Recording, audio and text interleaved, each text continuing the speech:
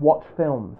It's the most wonderful time of the year, so here is one of what I'm sure are many Halloween themed lists. Not from me, but generally I'm assuming there'll be lots of lists like this. But first, I have a confession to make. That guy on YouTube's favorite horror films isn't as catchy as the 10 greatest horror movies of all time. So yes, officially it's titled the 10 greatest horror movies of all time, but this is, horror is very subjective. These are my favorite horror movies of all time. I've tried to judge the films based both on how good the film is, but also, and almost more importantly, how much these films scared me. So there's a few films that, whilst I do love them as films, I don't find them that scary, and thus they're not on the list. Number 10, Ringu. A truly disturbing Japanese horror, where I really must reiterate that you seek out the original instead of the American remake, The Ring. Hideo Nakata's Ringu is a haunting yet gleeful exploration of parenthood, urban legends, and our relationship with technology. In places ridiculous, but if you buy into the world, Ringu well and truly delivers on the scares. Number 9, A Field in England. When done badly, psychedelic horror can come across as lazy, meandering, and quite frankly ridiculous. Ben Wheatley's A Field in England is the exact opposite. It's taut, nasty, and manages to leave much of the horror in this strange English Civil War set story to the audience's imagination.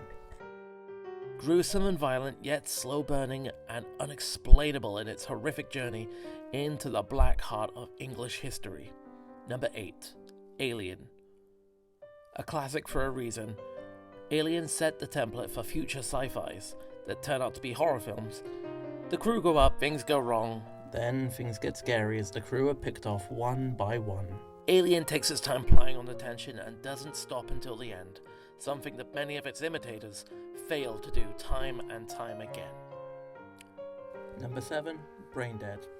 Often lost amongst his more epic and more Hobbit-filled fare, Braindead is one of the many hidden gems from Peter Jackson's early New Zealand-made catalogue.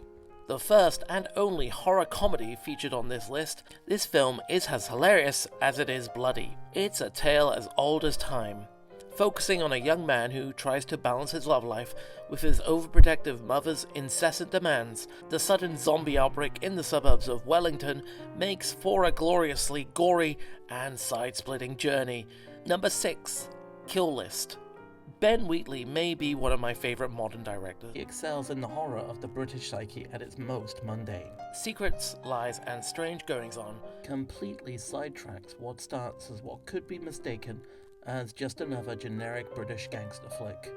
Not wanting to spoil too much of the film, this film is a perfect mixture of folk horror elements, graphic, stomach-churning violence, and domestic scenes back at the main character's home that are just as brutal and unsettling in its reality as any Ken Loach or Mike Leigh film. Number 5, Halloween. The theme tune alone sends a shiver down your spine, and also low-key slaps. The film set the standard and wrote the template for 40 plus years of copycats and rip-offs. Still today, a masterclass in tension and scares. The unstoppable monster who defies logic or reason, the shadow in the corner of the room at night. Mike Myers is rightfully a pop culture icon.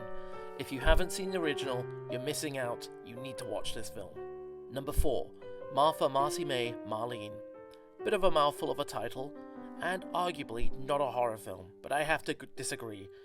At least with it not being a horror film, it still is a very long title, but if you watch the film, it makes sense.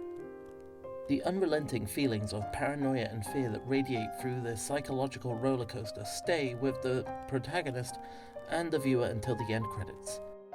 An honest and painful exploration of those trying to move past toxic relationships, in this case, a former cult member with their cult. The film is drenched in feelings of deep unease, dread, and fear. Number 3, The Texas Chainsaw Massacre. I watched Tobe Hooper's 1974 classic as a young teenager, and it has stuck with me ever since. It's one of the films that made me fall in love with cinema. Running at a lean 98 minutes, this horror classic packs a vicious punch in a short time. The film doesn't drag. In fact, once it gets started, it doesn't stop. The story of a group of hippies who get caught in the spider web of a bizarre, murderous family of cannibals and butchers. This film is surprisingly lacking in the level of gore expected from modern horror, eschewing its shocking reputation.